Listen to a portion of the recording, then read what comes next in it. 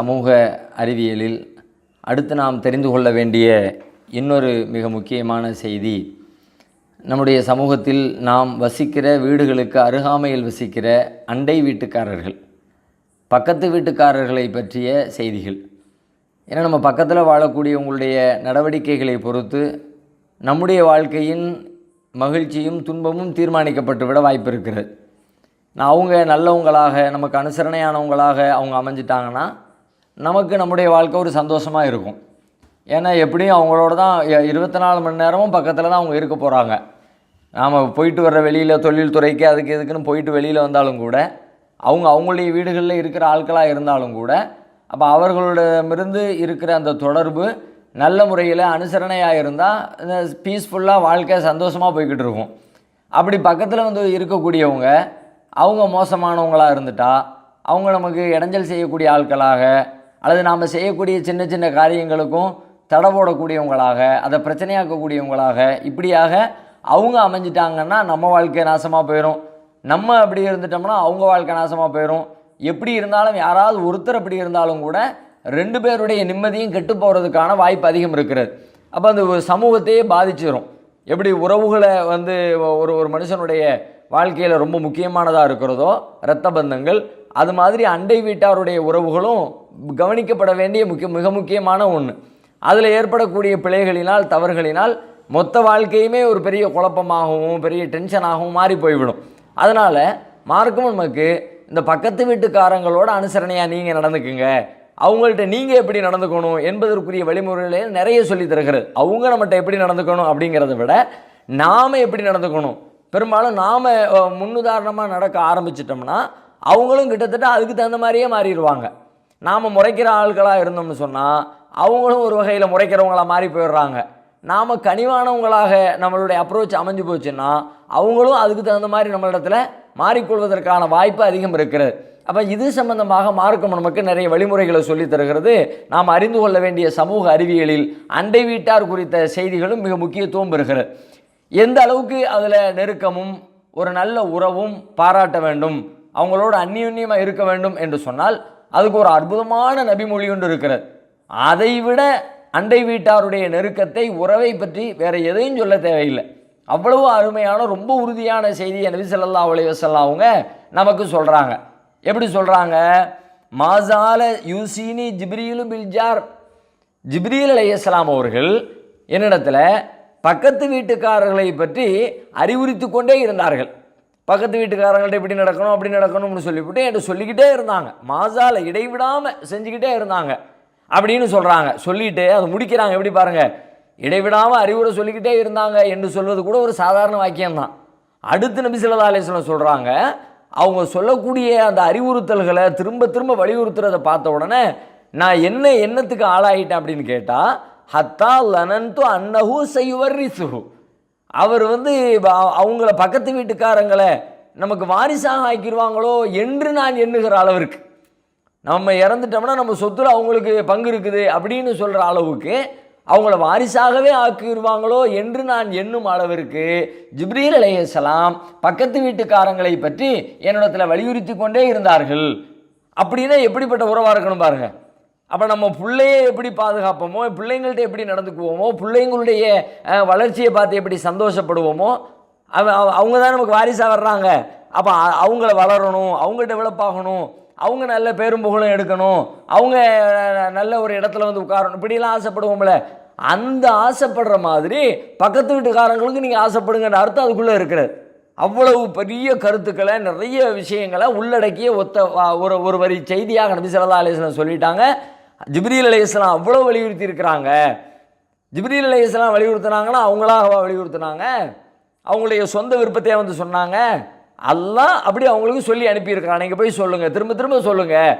இப்படி நபி அவர்கள் எண்ணுகிற அளவிற்கு அல்லாஹ்விடமிருந்து அண்டை வீட்டார் குறித்த அறிவுரைகள் நமக்கு வந்திருக்கிறது என்பதை நாம் புரிந்து கொள்ள வேண்டும். அப்படின்னா நம்ம அவங்கள்ட்ட எப்படி நடக்கணுங்கிறத அதிலிருந்து நாம் விளங்கி கொள்ளலாம். இந்த செய்தி அன்னை ஆயிஷா ரலியல்லாஹு அன்ஹா அவர்கள் அறிவிக்கிறார்கள். புகாரியில் 6014வது ஹதீஸாக இது பதிவு செய்யப்பட்டிருக்கிறது. அதுபோல் நபி ஸல்லல்லாஹு அலைஹி வஸல்லம் அந்த உறவை மேம்படுத்துவது சம்பந்தமாக நமக்கு அறிவுரை சொல்லும்போது அவருக்கு சொன்னாங்க, அவங்களோடு நீங்கள் உறவை எப்படியெல்லாம் மேம்படுத்தலாம், நீங்கள் வீட்டில் உணவு தயாரிக்கும் பொழுது அந்த உணவை பக்கத்து வீட்டுக்காரங்களுக்கும் கொடுத்து விடுங்க. அதுவும் உணவில் சிறப்பான சாதாரணமாக எப்போதும் செய்கிற மாதிரி நீங்கள் செய்வீங்க, அவங்களும் செய்வாங்க, டெய்லி எப்போ பார்த்தாலும் கொடுத்துக்கிட்டே இருக்கணும், அப்படி அர்த்தம் கிடையாது. அது பசியோடு இருந்தால் கொடுக்கறது என்பது வேறு, தேவையுடையவங்களுக்கு கொடுக்கறதுங்கிறது வேறு. தேவையும் பசியும் இல்லாமலே ஒரு அன்பளிப்பாக பகிர்ந்து கொள்வதெல்லாம் இருக்குதுல்ல, அந்த மாதிரி உங்கள் வீட்டில் ஏதாவது சிறப்பாக செய்கிறீங்க, ஒரு நாள் சால்னா காய்ச்சிறீங்க. அப்படி சால்னா காய்ச்சினா டெய்லி சால்னாவும் கறிச்சா அப்படியெல்லாம் இருக்காது. அப்போ என்றைக்காவது ஒரு நாள், வாரத்தில் ஒருக்க, 10 நாளைக்கு ஒருக்க, மாதத்தில் ஒருக்க, அதான சிறப்பான சாப்பாடு இருக்கும். இப்போ நபி ஸல்லல்லாஹு அலைஹி வஸல்லம் சொல்கிறாங்க, நீங்கள் உங்கள் வீட்டில் சால்னா காய்ச்சிறீங்க, உங்கள் வீட்டில் எத்தனை பேர் இருக்கிறாங்களோ அவங்கள அளந்து தான் நீங்கள் காய்ச்சுவீங்க, அளந்து தானே சமைக்கணும். சமையல் அப்படின்னு சொல்லி சொன்னாலே சும்மா ஏனோ தானோ ஒரு 50 பேருக்கு 20 பேருக்கெல்லாம் சமைக்க மாட்டோம், சமைக்கவும் கூடாது. அப்படி சமைச்சா பரக்கத்து இருக்காதுன்ட்டாங்க நபி ஸல்லல்லாஹு அலைஹி வஸல்லம். அந்த மாதிரி சமைக்கக்கூடாது. உங்களுக்கு உணவில் பரக்கத்து வேணும்னா அளந்து சமையுங்கள் அப்படின்னு அறிவுரை சொல்லப்பட்டிருக்கிறது. அப்போ நம்ம அளந்து தான் சமைப்போம், சால்னா காய்ச்சுவோம், எத்தனை பேர் இருக்கிறோம், எவ்வளவு சாப்பாடு ஆக்குறோம், அப்போ எவ்வளவு சால்னா காய்ச்சணும் அப்படின்னு நமக்கு தெரியும். இப்போ நபி ஸல்லல்லாஹு அலைஹி வஸல்லம் சொல்கிறாங்க, ஆனால் நீங்கள் சால்னா காய்ச்சும் போது உங்கள் வீட்டில் உள்ளவங்களை மட்டும் கனெக்ட் பண்ணாதீங்க, பக்கத்து வீட்டுக்காரங்களையும் சேர்த்து கனெக்ட் பண்ணுங்க சொல்லு. அப்போ பக்கத்து வீட்டுக்காரங்களை சேர்த்து கனெக்ட் பண்ணுங்கன்னா அதுக்கு நம்ம இடத்துல வசதி இல்லை. அது அப்படியே அப்போ அளவை நம்ம கூட்டணும்னு சொன்னால் அதிகமாக தயார் பண்ணணும்னா அதிக பொருள் வேணும் தானே, அதிகமாக அதில் பொருட்களை போடணும், அப்போ அதுக்கு அதிக செலவாகும். என்ன பண்ணுறதுன்னு நீங்கள் யோசிப்பீங்களே. இப்போ நபி ஸல்லல்லாஹு அலைஹி வஸல்லம் சொல்கிறாங்க பாருங்கள், அதிகமாக தேவை தான், அந்த தேவைக்காக வேண்டி நீ சிரமப்படணும்னு அவசியம் இல்லை. நீ என்ன பண்ணிக்கன்னு கேட்டால் உன்னுடைய ருசியை குறைச்சிக்கிட்டு அதனுடைய குவான்டிட்டியை அதிகப்படுத்திக்க, தரத்தை குறைச்சிக்க. உன் நாக்கில் அந்த சாப்பாடு டேஸ்ட்னா சாப்பாடு ஒன்று ரெடி பண்ணும் பொழுது நாக்கில் சுவை இருக்கணும்னா அதுக்கு தகுந்த மாதிரி பொருட்களை சேர்க்கணும். சுவை குறைஞ்சாலும் பரவாயில்லைன்னு நினச்சா ஒரு டம்ளர் தண்ணியில் ஊற்றிக்க, தண்ணியில் ஊற்றிட்டா கொஞ்சம் விசாலமாக இருக்கும், கொஞ்சம் அதிகமாகிடும் அந்த பொருள், அந்த சாலாம் கொஞ்சம் அதிகமாக கிடச்சிரும். அதிகமாக கிடச்சிதுன்னா டேஸ்ட் குறையத்தான் செய்யும். அதுக்காக வேண்டி கவலைப்படாதீங்க. நீங்கள் கொஞ்சம், பக்கத்து வீட்டுக்காரங்க கொஞ்சம், உங்களுடைய நாக்கின் சுவை குறைந்தாலும் உங்கள் உறவின் சுவை கூடிவிடும் என்கிற அர்த்தத்தில் நபி அவர்கள் சொன்னாங்க. அபூதர் ரலியல்லாஹு அன்ஹு அவங்களை பார்த்து சொன்னாங்க, யா அபாதர் இதா தவக்த மரகத்தன், அபூதர்ரே நீங்கள் உங்கள் வீட்டில் சால்னா காய்ச்சினீங்க என்றால் ஃபஅக்ஸிர் மாஅஹா, அதிலே தண்ணீரை அதிகப்படுத்துங்கள், ஒத்த ஆகது ஜீரானக்க, அதன் மூலம் உங்களுடைய அண்டை வீட்டாரை நீங்கள் கவனித்துக் கொள்ளுங்கள். உங்கள் வீட்டுக்கு போதுமான அளவுக்கு தான் இருக்குது, ஆனால் பக்கத்து வீட்டுக்காரங்களையும் கவனிக்கணுன்றதுக்காக அதனுடைய சுவையை குறைத்தாவது நீரை அதிகப்படுத்தியாவது பக்கத்து வீட்டாரை அனுசரணையோடு அந்த உணவை கொடுத்து மகிழ்ச்சி படுத்துங்கள் என்று அன்னலம் பெருமகனார் ஸல்லல்லாஹு அலைஹி வஸல்லம் அவர்கள் சொல்லுகிற செய்தி முஸ்லிமில் 2625வது ஹதீஸாக பதிவு செய்யப்பட்டிருக்கிறது. அதான அன்பை பெருக்கும், அதான பாசத்தை நெருக்கத்தை அதிகரிக்கும். இது மாதிரி அன்பளிப்புகள் கொடுப்பதன் வழியாகத்தானே பரவாயில்ல ஒரு நல்ல மக்களாக இருக்கிறாங்கன்ற அந்த உணர்வு ஏற்படும். அதுக்கு நபி அவர்கள் நமக்கு ஒரு வழியை சொல்லி தர்றாங்க. அது மட்டும் இல்லாமல் அவங்களுக்கு எந்த வகையில் நீங்கள் டிஸ்டர்பாக இருந்துடாதீங்க. நல்லது செய்கிறது ஒன்று, சில பேர் நல்லதும் செய்வாங்க, செஞ்சு விட்டு எல்லாத்தையும் நாசமாக்குற மாதிரி நடந்துக்குவாங்க. சின்ன விஷயத்துக்கு போய் தேவையில்லாமல் சண்டை போட்டுட்டு வந்துடுவாங்க. அவங்க வீட்டு புள்ள நம்ம வீட்டு முத்தத்தில் ஏதோ சிறுநீர் கழிச்சிட்டு போயிடுச்சு அப்படின்ன உடனே அதுக்காக வேண்டி பக்கத்து வீட்டில் போய் வீட்டில் நின்று சண்டை போட்டு வர ஆட்களை எல்லாம் பார்க்குறோம். ஏதாவது தெரியாமல் நாய் பூனை எனக்காவது ஒரு பாக்கெட்டை இழுத்துட்டு வந்து அவங்க வீட்டு குப்பையை நம்ம வீட்டு பக்கத்தில் கொண்டு வந்து போட்டுருச்சுன்னா அதுக்காக வேண்டி சண்டைன்னு போடுற ஆட்களை எல்லாம் பார்க்குறோம். அப்போ அந்த மாதிரி அற்பமான விஷயங்களுக்காக வேண்டி தேவையில்லாமல் டிஸ்டர்ப் பண்ணி சத்தம் போட்டு சண்டை போட்டு அவங்கள மன உளைச்சலுக்கு ஆளாக்கி இப்படி வேலைகளை செய்வாங்கல்ல, இப்படியெல்லாம் செஞ்சிடாதீங்க. இந்த மாதிரி செஞ்சு உங்கள் உறவை கெட்டு போயிடும். அதனால் நீங்கள் ரொம்ப அனுசரணையாக இருக்கிறதுக்கு இன்னும் வழிமுறைகள் நபி ஸல்லல்லாஹு அலைஹி வஸல்லம் சொல்கிறாங்க. எப்படியெல்லாம் சொல்கிறாங்க அப்படின்னு பார்த்தா, அபூ ஹுரைரா ரலியல்லாஹு அன்ஹு அவர்கள் அறிவிக்கிற ஒரு செய்தி புகாரியில் 6018வது ஹதீஸாக பதிவு செய்யப்பட்டிருக்கிறது. அதில் நபி ஸல்லல்லாஹு அலைஹி வஸல்லம் சொல்கிறாங்க, மன்கான யுமினு பில்லாஹி வல் யௌமில் ஆகிர் ஃபலா யுதி ஜாரஹு, யார் அல்லாஹ்வையும் இறுதி நாளையும் நம்புகிறாரோ அவர் தன்னுடைய அண்டை வீட்டாருக்கு தொல்லை தர வேண்டாம்.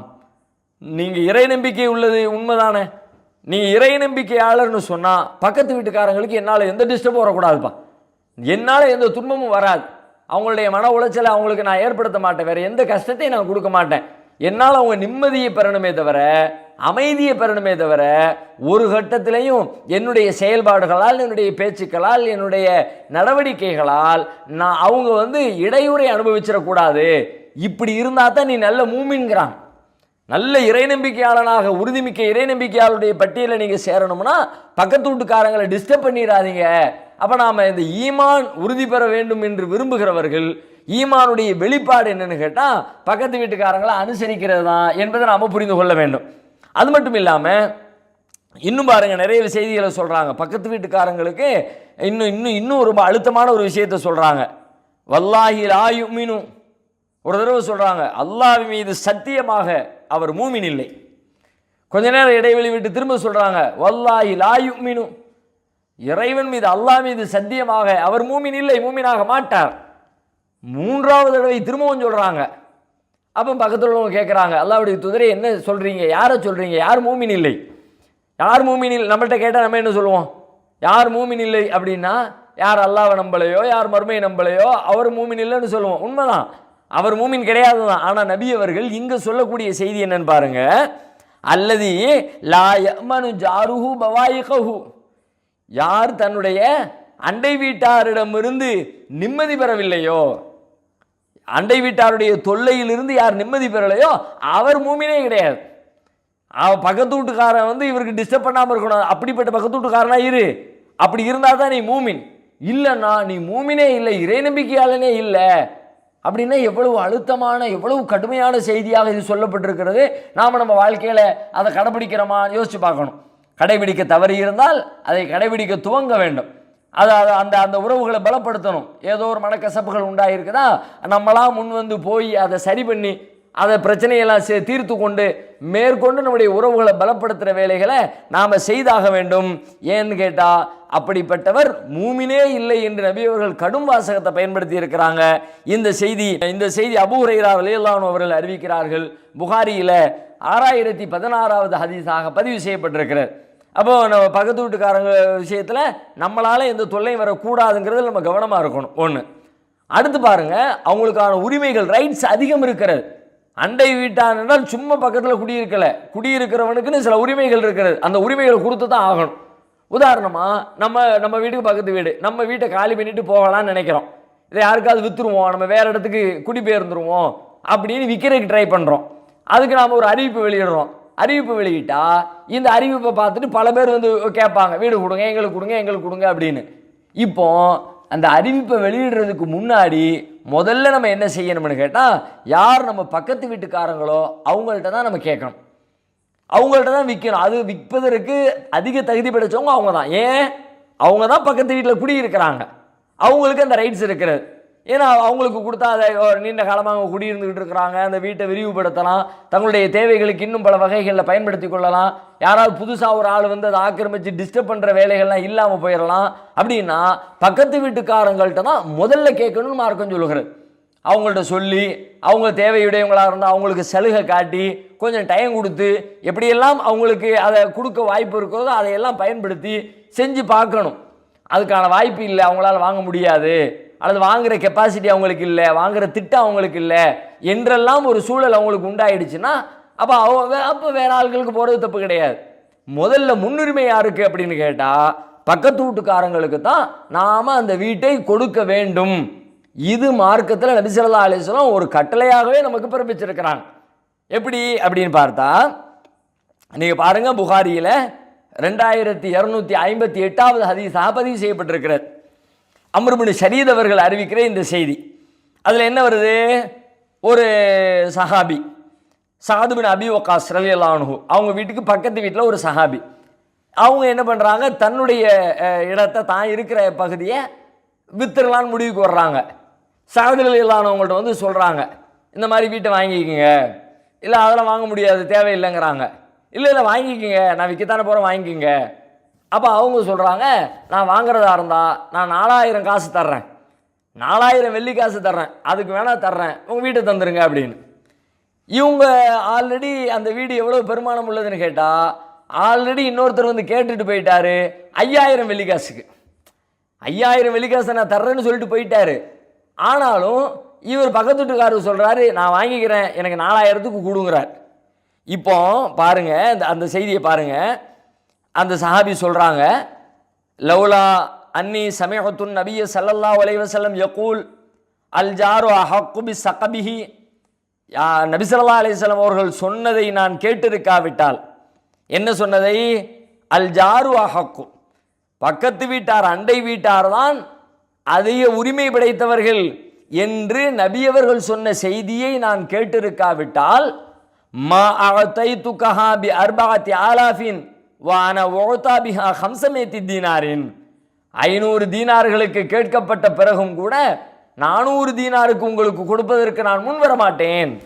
ஆனாலும் இப்போ முன் வர்றேங்கிறார். அவன் என்ன சொல்ல வர்றாங்க? எனக்கு இது ஒரு வகையில் நஷ்டம்தான், உரிய விலையை நீங்கள் தரல தான், ஆனால் உங்களுக்கு இவ்வளோதான் முடியும் அப்படின்னு நீங்கள் டிமாண்ட் பண்ணுறீங்க. பரவாயில்ல வச்சுக்கோங்க. ஏன்? பக்கத்து வீட்டுக்காரங்களுக்கு உரிமை இருக்கிறது என்று அவர்தான் அதிக உரிமை படைத்தவர் நபி ஸல்லல்லாஹு அலைஹி வஸல்லம் சொன்னதுனால நான் இந்த விஷயத்தை உங்களுக்கு நான் விட்டு தந்து நான் 4000 தீனாருக்கு இந்த வீட்டை உங்களுக்கு நான் வித்துறேன் கொடுத்துட்றேன் அப்படின்னு அந்த சஹாபி சொன்ன செய்தியை நாம் ஹதீஸ்களில் பார்க்குறோம்.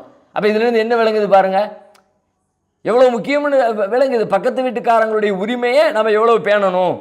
அதுக்காக வேண்டி அவர் அடிமாட்டு ரேட்டுக்கு கேட்டாலும் கொடுக்கலாம், அந்த பொருள் கிடையாது.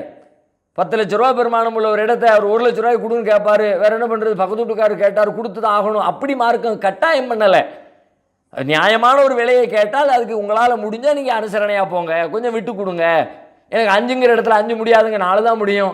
4ங்கிற இடத்துல எனக்கு 2 3 தான் முடியும் அப்படின்னு ஒருத்தர் சொல்கிறாரு. உங்களுக்கும் விட்டு கொடுக்க முடியும், அந்த உதவியை செய்ய முடியும்னா அந்த உதவியை செய்யுங்க முதல்ல அப்படின்னு வலியுறுத்துகிறார். அதுக்காக வேண்டி நீங்கள் ஒரு பெரிய இழப்புக்கு ஆளாகணும், நீங்கள் பெரிய துன்பத்தை சந்தித்தாலும் பரவாயில்லைங்கிற அந்த அர்த்தத்தில் மார்க்கம் சொல்லலை. பக்கத்து வீட்டுக்காரங்களுடைய உரிமையை புரிஞ்சுக்கங்க என்கிற கோணத்தில் நபி ஸல்லல்லாஹு அலைஹி வஸல்லம் அவங்க இந்த செய்தியை நமக்கு பாடமாக நடத்துறதை நம்ம பார்க்குறோம். அது மட்டும் இல்லாமல் இன்னும் பாருங்க, நபி ஸல்லல்லாஹு அலைஹி வஸல்லம் சொல்கிறாங்க, லா யம்னஉ ஜாருன் ஜாரஹு அன் யக்ரிஸ ஷஹபஹு ஹஷபஹு ஃபி ஜிதாரிஹி. புகாரியில் இந்த செய்தி இருக்கிறது. 2463வது ஹதீஸாக பதிவு செய்யப்பட்டிருக்கிறது. அபூ ஹுரைரா ரலியல்லாஹு அன்ஹு அவர்கள் தான் அறிவிக்கிறார்கள். அதில் என்ன சொல்கிறாங்க? ஒருத்தர், எந்த ஒரு அண்டை வீட்டுக்காரரும் தாம் பக்கத்து வீட்டுக்காரர் தன்னுடைய வீட்டில் மரத்துண்டுகளை பதிப்பதை அவர் தடுக்க வேண்டாம். இன்னைக்கு உள்ள உலகத்தை இதையெல்லாம் நினைச்சு பார்க்கறதே அரிது என்று நினைக்கிற மாதிரி இருக்கிறது. பக்கத்து வீட்டில இருந்து ஒரு சின்ன சத்தம் வந்தாலே பல பேர் பொறுத்துக்க மாட்டேங்கிறாங்க. குழந்தைகளுடைய சத்தத்தை கூட பல பேர் சண்டைக்கு போறாங்க. நாங்க தூங்குறதா இல்லையா அப்படின்லாம் சண்டைக்கு போறாங்க. ஆனா நபி ஸல்லல்லாஹு அலைஹி வஸல்லம் என்ன சொல்றாங்க? நீங்க எவ்வளவு விட்டு கொடுக்கணும்னா, நீங்க சோறு கட்டிட்டீங்க, அவர் இப்ப தான் வீடு கட்டுறாரு, அதுல ஒரு பரணோ ஒரு உத்தரவோ ஏதோ ஒன்று வைக்க வேண்டியது இருக்கிறது, அல்லது கூரை போடுறதுக்கு ஒரு கம்பு நீட்டிக்கிட்டு இருக்கு, அதை உங்க வீட்டு சுவர் மேல வைக்கலாம் ட்ரை பண்றாரு அப்படி நினைத்தால் அது என் வீட்டு மேல வச்சா அதெல்லாம் முடியாதுன்னு சண்டைக்கு போகாதீங்க, விடுங்க. இப்ப என்ன வந்துட போகுது? அதுல நீ ஒரு மரக்கட்டையை உன் தேவைக்கு வைக்க மாட்டியா? அது மாதிரி அவர் தேவைக்கு வச்சுக்கிட்டாரு, இருந்துட்டு போகுது, அது ஒரு நன்மை தானே. பக்கத்து வீட்டுக்காரங்களோட அனுசரணையா இருங்க, இப்படியெல்லாம் நீங்க தடுத்துறாதீங்க, அதை வைக்காத இதை வைக்காதன்னு தடுத்துறாதீங்க என்று பக்கத்து வீட்டுக்காரர்களுக்கு இதையெல்லாம் பயன்படுத்தி கொள்ளக்கூடிய சின்ன சின்ன உரிமைகள் அவர்களுக்கு இருக்கிறது என்கிற செய்தியை நபி ஸல்லல்லாஹு அலைஹி வஸல்லம் அவர்கள் நமக்கு சொல்லி தர்றாங்க. அதை விட முக்கியமா பக்கத்து வீட்டில் இன்னொரு விஷயத்தை வலியுறுத்துறாங்க. என்ன வலியுறுத்துறாங்கன்னு கேட்டா, பக்கத்து வீடுகள் என்பது சில நேரங்களில் பாலியல் ரீதியாக தவறிழைப்பதற்கான வாய்ப்புகள் அதிகம் உள்ள பகுதியும் கூட. அப்ப அந்த மாதிரியான நேரத்தில் இருப்பாங்க, பக்கத்து வீட்டில் இருக்கிறவங்கலாம் நல்ல மக்களா பாதுகாப்பான மக்களா இருக்கிறாங்கன்ற நம்பிக்கையில் ஒருத்தர் தன்னுடைய மனைவி மக்களை விட்டுட்டு வெளியில செல்லுவார். அப்படிப்பட்ட சூழல்ல பக்கத்து வீடுங்கிறதுனால சும்மா வந்துட்டு போறதை யாரும் அக்கம் பக்கத்தை சந்தேகமாக நினைக்க மாட்டாங்க, ஏதோ ஒரு தேவைக்கு போறாங்க வர்றாங்க அப்படின்னு. இந்த மாதிரி வாய்ப்பை பயன்படுத்தி கொண்டு பக்கத்து வீட்டில் இருக்கிற பெண்களோடு ஒருத்தர் தவறாக நடந்தார் என்று சொன்னால் அதை பெரிய பாவமாக மார்க்கம் சொல்லுகிறது. இயல்பாக பாலியல் ரீதியான எல்லா குற்றங்களுமே பாவம்தான். தனக்கு அனுமதிக்கப்பட்ட அல்லாஹ்வால் ஹலாலாக்கப்பட்ட மனைவியிடத்திலே தவிர இந்த பாலியல் ரீதியான இச்சைகளை தீர்த்து கொள்ளக்கூடாது, ஹராம், அது குற்றம், தண்டனைக்குரிய குற்றம். சில நேரங்களில் அது மரண தண்டனையை பெற்றுத்தரக்கூடிய குற்றமாக கூட ஆகிவிடும். ஆனாலும் கூட அதுல நபி ஸல்லல்லாஹு அலைஹி வஸல்லம் கூடுதல் அழுத்தத்தோடு சொல்றாங்க, பக்கத்து வீட்டுக்காரருடைய மனைவியோடு நீ பாலியல் குற்றத்தில் ஈடுபட்டுறாதீங்க, அது மாதிரியான தவறுகளை செஞ்சீங்கன்னா அது பெரிய பாவம். எப்படி சொல்றாங்க அப்படின்னு பார்த்தால், அப்துல்லா இப்னு மஸ்ஊத் ரலியல்லாஹு அன்ஹு அவர்கள் நபி ஸல்லல்லாஹு அலைஹி வஸல்லம் இடத்துல கேட்குறாங்க. அவங்களே சொல்றாங்க, சால்து நபி ஸல்லல்லாஹு அலைஹி வஸல்லம் அய்யுதம்பி அலம் இன்தல்லாஹ், நான் கேட்டேன் ரசூலுல்லாஹி ஸல்லல்லாஹு அலைஹி வஸல்லம் அவங்களிடத்துல அல்லாஹ்விடத்துல பெரும்பாவம் எது என்று கேட்டேன். அப்ப அவங்க சொன்னாங்க, அன் தஜ்அல லில்லாஹி நித்தன் வஹுவ ஹலகக, அல்லாஹ் உன்னை அவன் படைத்திருக்கிற பொழுது அவனுக்கு நீ இணை கற்பிப்பது பெரும்பாவம் என்றார்கள். ஆமா, அது பெரும்பாவம் தான். அடுத்து நான் கேட்டேன், அடுத்து என்ன என்று கேட்டேன். அப்ப நபி அவர்கள் சொன்னார்கள், அன் தக்துல வலதக தகாஃபு அன் யதஅம மஅக, உன்னுடைய குழந்தை உன்னோடு சேர்ந்து உணவருந்தும் என்று பயந்து கொண்டு உன் குழந்தையை நீ கொன்று விடுவது என்பது அது பெரும்பாவம் என்றார்கள். ஆமா, அதுவும் பெரும்பாவம் தான். அடுத்து என்னதுன்னு கேட்டேன். அப்ப நபி அவர்கள் சொன்னார்கள், அன் துசானிய ஹலீலத்த ஜாரிக்க, உன் பக்கத்து வீட்டுக்காரனின் மனைவியோடு பாலியல் குற்றத்திலே ஈடுபடுவது பெரும்பாவம் என்று நபி அவர்கள் சொன்னார்கள் என்று அப்துல்லா இப்னு மஸ்ஊத் ரலியல்லாஹு அன்ஹு அவர்கள் அறிவிக்கிற செய்தி புகாரியில 4477வது ஹதீஸாக பதிவு செய்யப்பட்டிருக்கிறது. அப்போ பக்கத்து வீட்டாரோடு நெருக்கமாக இருப்பதை பயன்படுத்தி தவறிழைப்பதற்கான வாய்ப்பு இருக்கிறது. அந்த வாசலை சாத்தி வைக்க வேண்டும் என்கிற போதனையும் நபி அவர்கள் சொல்லுகிறார்கள். எனவே இப்படி அவர்களோடு நெருக்கமாக அந்நியோன்யமாக அன்பு பாராட்டி வாழ்வதன் வழியாக இம்மையிலும் நன்மைகளை அடைய முடியும். மார்க்க ரீதியாக இறைவனிடத்தில் மறுமையிலும் நன்மைகளை நாம் பெற்றுக்கொள்ள முடியும். அதை நாம் செயல்படுத்தக்கூடியவர்களாக அல்லாஹ் நம் அனைவரையும் ஆக்கி அருள்வானாக.